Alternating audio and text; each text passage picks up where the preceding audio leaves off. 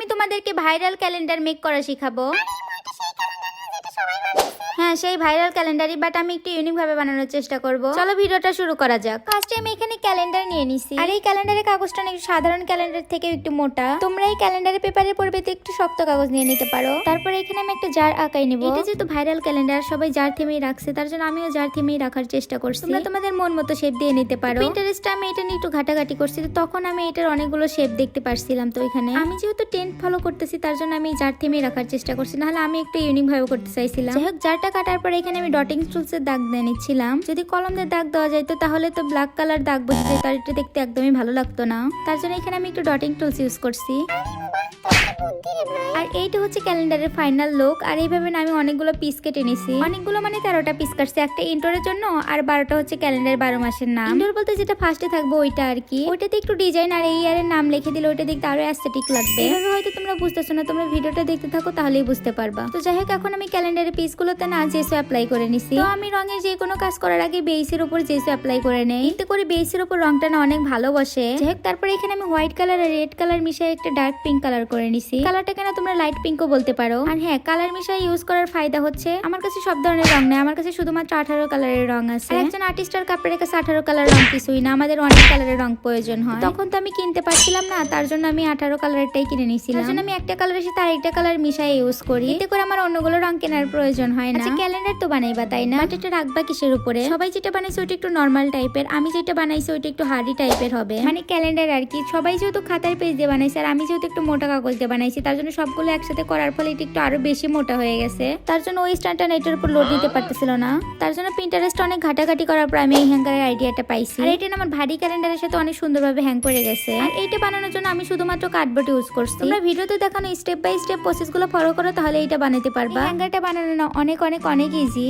তারপর আমি এক্সপ্লেন করতেছি। তোমরা ফার্স্টে 4 পিস কার্ডবোর্ড কেটে নিবা, তারপর ওইটা গুলো সাজে একটার পর আরেকটা অ্যাসেম্বল করে দিবা। তারপর আরো 2 পিস কার্ডবোর্ড কেটে নিয়ে গুলো সাজে এইভাবে হ্যাং করে দিবা। আশা করি এই প্রসেসটা তোমরা ভালো মতো বুঝতে পারছো। আর এটা দেখতে না এখন একদম বিশ্রী লাগতেছে, মানে পুরাই কার্ডবোর্ড কার্ডবোর্ড লাগতেছে। আর এইটাকে যাতে কার্ডবোর্ড না লাগে আর এটাকে দেখতে অনেক সুন্দর লাগে, সেই জন্য এখানে আমি চক পাউডার ইউজ করবো। তোমরা এখানে হোয়াইট সিমেন্ট বা ওয়ালপট্টি ইউজ করতে পারো। আর এখন লাগবে হচ্ছে গাম, আর এখানে আমি গ্লু গামের পরিবর্তে প্রমিস গাম ইউজ করবো। গ্লু গামের যেই পরিমাণ দাম, বাট চক পাউডারের সাথে এটা বেশি পরিমাণে লাগে, তার জন্য এখানে আমি প্রমিস গাম ইউজ করবো। এটার দামে কম, মানে ভালো, কাকলি ফার্নিচার আর কি। তোমরা এটা ইউজ করে দেখতে পারো, এটার দাম মাত্র 50 টাকা। তারপর এটার ভিতরে আমি একটু পানি দিয়ে এটা একটু গাঢ় থিকনেসের পেস্টটা বানিয়ে নিছি। দেখছো এটা কি পরিমাণ থিকনেস আর গাঢ় হয়েছে। আর তোমরা যদি কোনো পেস্ট ইউজ করো, সেখানে আমি ওয়ালপট্টি থেকে এই চক পাউডারের পেস্টটাকে বেশি সাজেস্ট করবো, কারণ এটার থিকনেস অনেক ভালো, রেজাল্ট অনেক ভালো আসে। আর এটা তোমরা একবার ইউজ করলে বুঝতে পারো, এটা ইউজ করে তোমরা অনেক স্যাটিসফাই হইবা। তারপরে পেস্টটাকে না কার্ডবোর্ডের গায়ের সাথে অনেক সুন্দরভাবে লাগাইছি, এতে কার্ডবোর্ড আর বোঝা যাবে না, দেখতে অনেক ভালো লাগবে। আর এই স্ট্যান্ডটাকে আরো একটু অ্যাস্থেটিক করার জন্য এখানে আমি কালার ইউজ করবো, মানে এটার উপর পেইন্টিং করবো।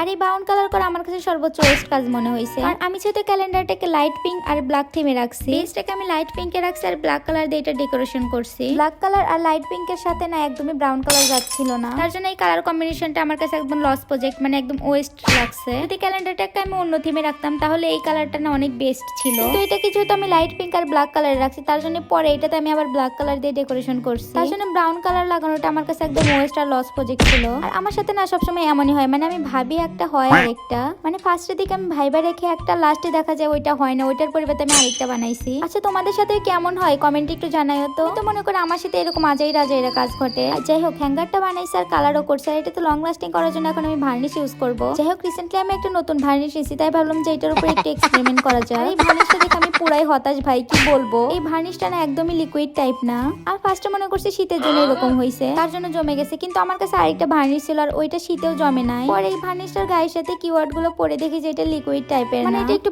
পেস্ট টাইপের। এটা দেখে ভাইরে আমি পুরাই হতাশ। যেহেতু ব্ল্যাক কালার ইউজ করছি, তার জন্য এখানে আমি অ্যাস্থেটিক লুক দেওয়ার জন্য গোল্ডেন কালার ইউজ করছি। আর ভার্নিশ আর গোল্ডেন কালার ইউজ করার পর এটা জাস্ট শাইনিটা দেখো, মানে লাইটে এটা শাইনিং লুকটা আরো বেশি ভালো দিচ্ছিল, গোল্ডেনের মতো চকচক করতেছিল। স্ট্যান্ড তো অনেক বানালাম, চলো এখন ক্যালেন্ডারে ফিরে যাওয়া যায়। আমাদের মনে আছে ইনডোরের জন্য আমি একটা এক্সট্রা পিস কাটছিলাম, পিসটাতে না আমি ডটিং টুলস দিয়ে ভালো মতো ডিজাইন করে নিছি। ফার্স্টে যদি আমি কালি ইউজ করি তাহলে এটা না চারিদিকে সাদা বাদা হয়ে যাবে, দেখতে একদমই বিচ্ছিরি হয়ে যাবে। তার জন্য ফার্স্টে আমি ডটিং টুলস দিয়ে ডিজাইন করে নিছি, এতে করে কালি লেপটে যাওয়ার কোনো চান্সই থাকবে না। ফার্স্টে কোনো কিছু না একদম পারফেক্ট হয় না, আর যাদের পারফেক্ট হয় তাদের থেকে শুই না দেখো ওইটার উপর তারা অনেক অনেক অনেক এফোর্ট দেয়, তাহলে ওইটা পারফেক্ট করা সম্ভব। ভাই আমরা কম্পিউটার না, আমরা মানুষ, আমাদের ভুল হবে এটাই স্বাভাবিক, তাই না? এই যে আমাদের ক্রাফটের ভিডিওগুলো দেখো না, এগুলো করতে অনেক কষ্ট করতে হয়, আর এগুলো যে সবসময় পারফেক্ট এমন কিন্তু না, শুধু আমার না সবারই ভুল হয়, তারপরে কিন্তু সবাই পারফেক্টটাই পোস্ট করার চেষ্টা করে। মানুষ তোমার সফলতার গল্প শুনবে, ব্যর্থতা। সেম ভিডিওর ক্ষেত্রেও তাই, মানুষ ভালোটাই দেখে, খারাপটা কিন্তু না। তোমরা একটা ভিডিও বানানোর পর লাস্টে যে এরকম চাইছিলে সেই রকম আসে নাই, তারপরে ওইটা তুমি পোস্ট করছো, তুমি তোমার মনের মতো ফলাফল পাও নাই। কারণ কি জানো, মানুষ তোমার কষ্টটা দেখবে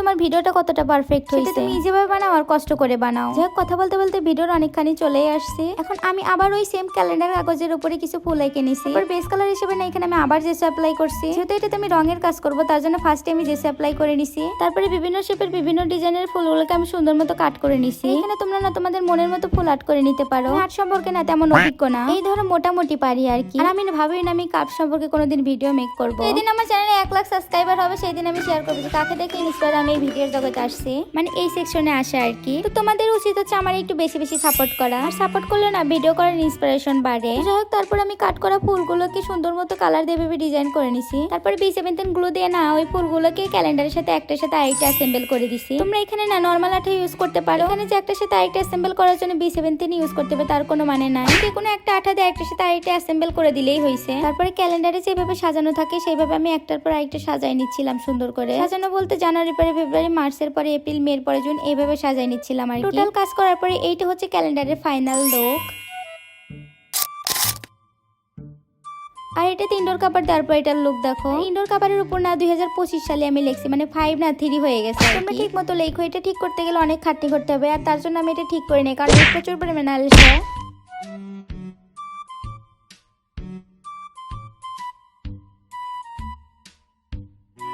আর এটি স্ট্যান্ডের উপর রাখার পর এটাকে কিউট লাগতেছে দেখতে, তাই না? আজকে তোমাদের কাছে আমার এই ভাইরাল ইউনিক ক্যালেন্ডারের ভিডিওটা কেমন লাগছে কমেন্টে জানাও। চলো তোমরা এখন আমার ভিডিওতে ফটাফট লাইক করে দাও।